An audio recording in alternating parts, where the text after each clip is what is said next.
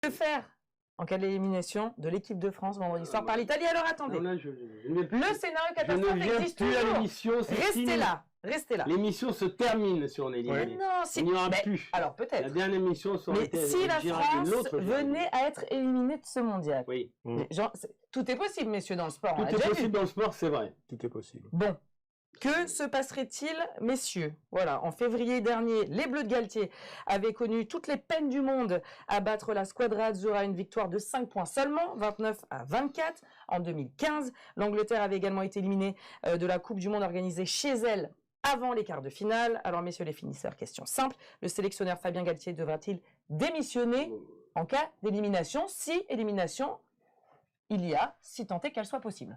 Pour moi, il y a quelques joueurs qui seraient heureux, c'est ceux qui jouent pas. De rentrer à la maison. Astori, Chalureau, Gros, alors là, par contre, ça serait le meilleur joueur de leur vie, je pense.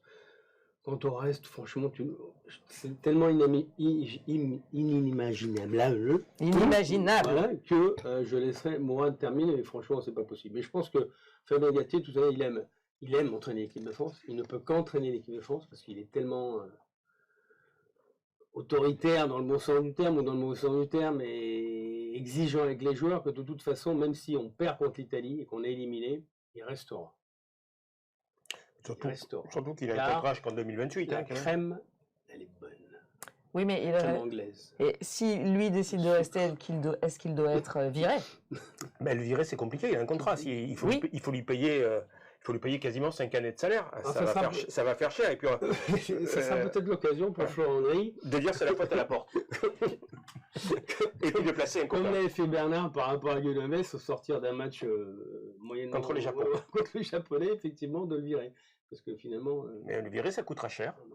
Il a un contrat jusqu'en 2028. Ouais, ça serait une catastrophe et pour l'équipe de France et pour le rugby français en général, puisqu'aujourd'hui, le rugby est en train de monter. Dans ce pays, a trouvé un nouveau public. Une élimination prématurée ferait totalement retomber le soufflet et ça serait très mauvais pour le rugby en général. Je ne sais pas si on s'en remettrait.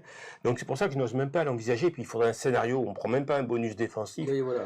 Ça fait beaucoup. Maintenant, bon, ben, si ça arrive, le goudron et les plumes pour Fabien Galtier, je veux dire, il faut qu'il arrête. Ça sera son échec. Mais je n'y crois pas. Mais là, ça serait vraiment ça.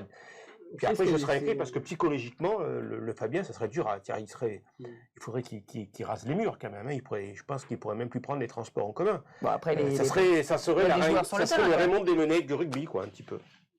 Mais sans une chanson d'Erita Misuko, quoi. C'est ça, mais sauf que vous n'imaginez absolument pas ce scénario. Tu l'imagines, toi, Géraldine? Ah mais absolument pas. Et en plus, je suis très chauvine. Donc, non, pas du tout.